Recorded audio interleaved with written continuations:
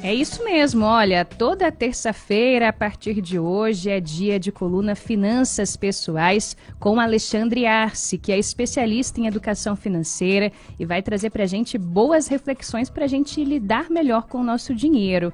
Alexandre, bom dia, bem-vindo. É um prazer poder contribuir, Diego, Ariane.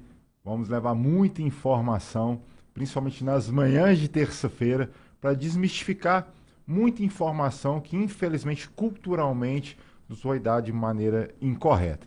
Então, espero poder contribuir aí para todos os ouvintes da Nova Brasil. Alexandre, seja muito bem-vindo. É uma alegria para a gente ter você aqui todas as terças-feiras, nessa coluna que estreia agora, Finanças Pessoais.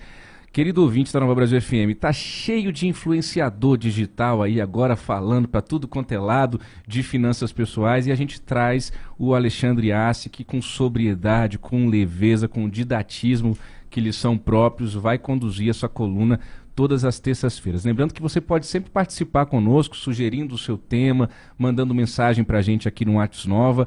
Todas as terças-feiras, Alexandre Arce e a coluna Finanças Pessoais. E hoje nós vamos falar de um assunto muito interessante, né, Ariane? Isso, hoje a gente fala de um assunto bombástico, infidelidade financeira. Estamos às vésperas do Dia dos Namorados. Ontem falamos aqui sobre a expectativa de compras, pessoal querendo presentear aí a tendência de aumento nas vendas por conta do dia 12. Mas a gente fala de um tema que pode ser mais espinhoso, né? O que é essa infidelidade financeira? É um tema pouco discutido e ocorre, infelizmente, em muitos lares, né, do Brasil, do mundo. Quando a gente fala desse tema, um nome espinhoso, pesado, mas resumindo, o que seria essa infidelidade?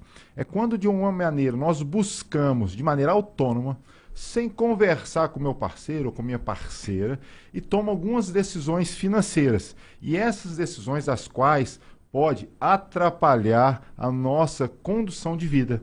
Então, lembra quando eu tenho um desejo, mas tenho um constrangimento de compartilhar isso dentro do meu lar, opa, tem um sinal negativo. Eu acho que falar de dinheiro não pode mais ser um tabu. Tem que ser uma recorrência. Né? Eu acho que 8h15, algumas pessoas levando os filhos para a escola, voltando ali para o seu trabalho. Será que a gente compartilha de maneira transparente quais são os meus principais objetivos de vida, financeiramente falando? Então, quando eu começo a trazer essa informação, a infidelidade ela fica longe. Mas quando eu guardo isso internamente e começo a tentar caminhar sozinho, possivelmente eu estou sendo infiel financeiramente. Que exemplos a gente pode dar dessas traições financeiras, Alexandre? Legal. Quando eu tenho ali uma oportunidade de compra, da qual não está previsto dentro do meu orçamento, não tem que ser muito, como a gente fala numa normalidade dentro do mercado financeiro, na pedra. Eu não tenho que definir tudo que eu vou comprar todo dia. É difícil a gente ter essa perspectiva ou esse planejamento. Mas a gente tem ali um dimensionado ali o que a gente espera. Né? Então eu vou trazer um exemplo. Né? Eu saí, fui a um shopping para resolver algum problema pontual, vi ali um celular novo, mas não estava dentro do planejamento familiar. Eu tive um interesse de compra, comprei, mas tive vergonha de assumir isso internamente, familiarmente falando, pode ser um dos indícios, né, do que eu estou gastando de maneira incorreta, conforme a nossa perspectiva familiar. Então a gente tem que ter muita atenção. Acho que quanto mais conversa interna, familiar, a gente evita esse problema.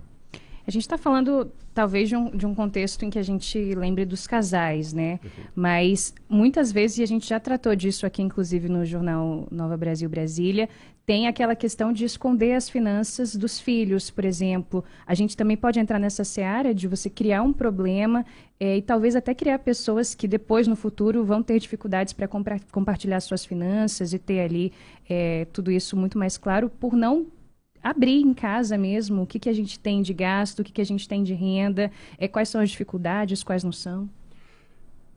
Isso é uma questão cultural, infelizmente. Anteriormente, há uns anos atrás, quem gerava mais dinheiro tinha todo o poder de decisão dentro da família e muitas vezes ele fazia a decisão e as outras pessoas tinham que seguir.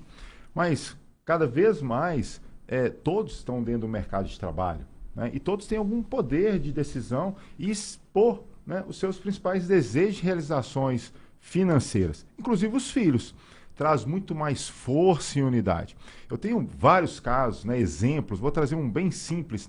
Uma criança de 4 anos, que a família senta, né, à mesa, conversa sobre quais são as realizações pontuais de cada um. E ela gostaria de ir num parque, enfim, específico, e a partir daquele momento ela entendeu que gastar de maneira desnecessária afastaria ela dessa realização. Então, todos os dias ela tinha mania de dormir com a luz acesa. A partir daquela conversa e colocando em prioridade a sua realização, ela começou a apagar a luz sem problema nenhum. Então, por que eu trago essa fala da infidelidade, mas mais do que isso, da transparência da conversa sobre dinheiro durante a nossa rotina de vida?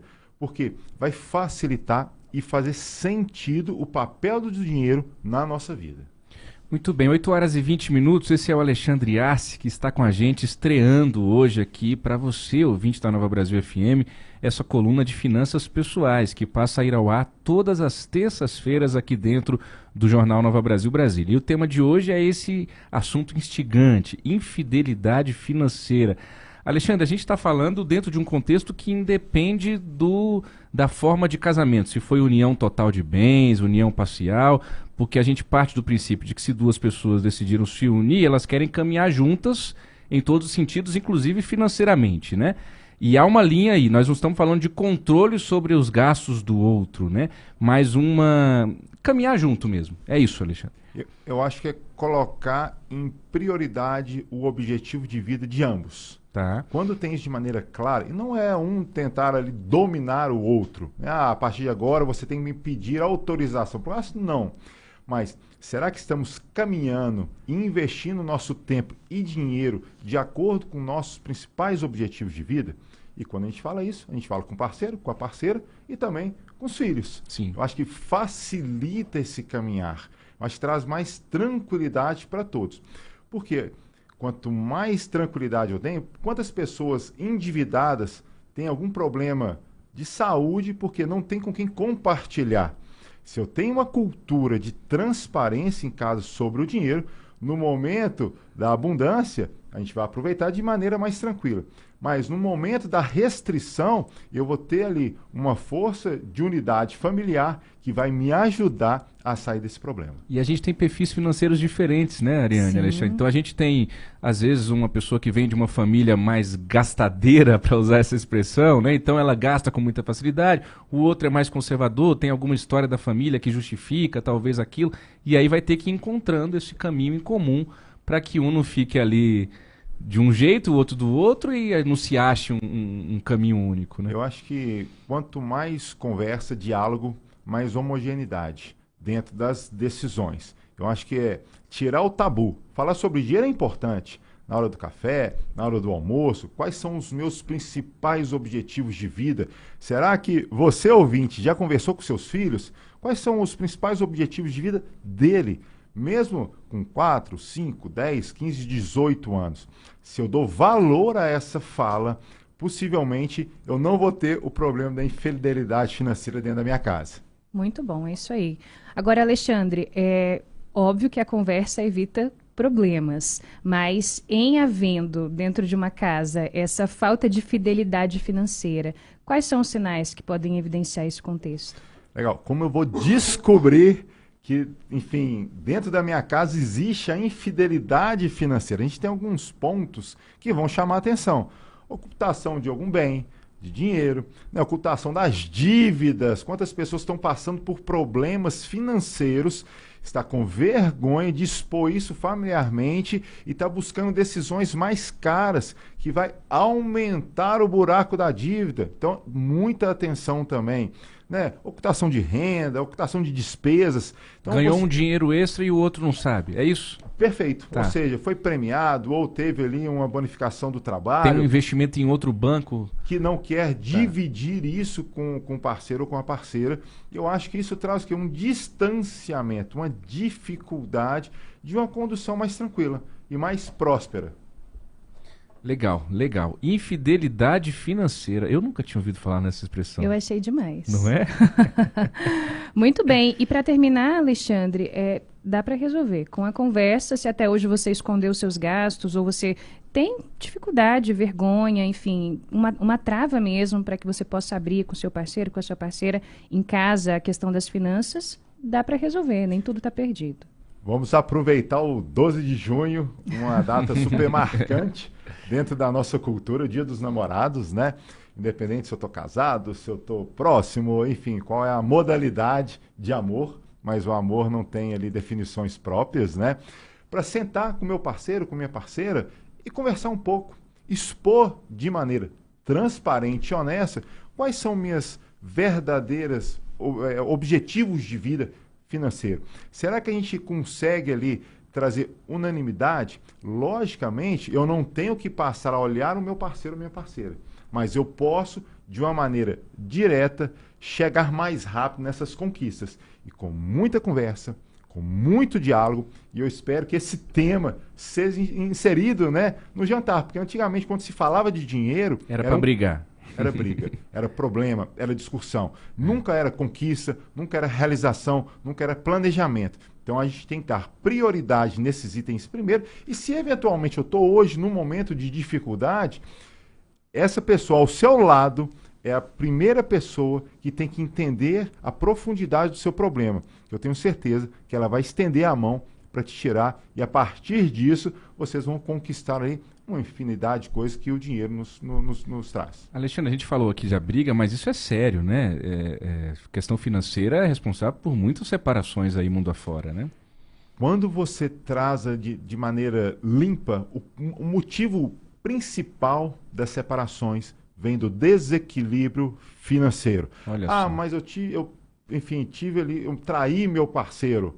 Mas qual foi o motivo inicial? Será que lá atrás a gente tinha pouco diálogo, porque tinha pouco dinheiro? Será que eu não poderia ali, de uma maneira recorrente, estar saindo, realizando alguns objetivos? Então ela busca fora, né, daquele círculo de convivência e acaba acontecendo ali a separação. Então, assim, é um item muito importante. A gente trouxe de maneira direta por conta do Dia dos Namorados, mas ele é um dos grandes motivos da separação de pessoas que se amam verdadeiramente, mas pela má condução do dinheiro interrompe uma história de amor linda e duradoura. Interessante. E vale mandar Pix no Dia dos Namorados, Ariane? De presente? Vale sim, né? Eu aceito, inclusive.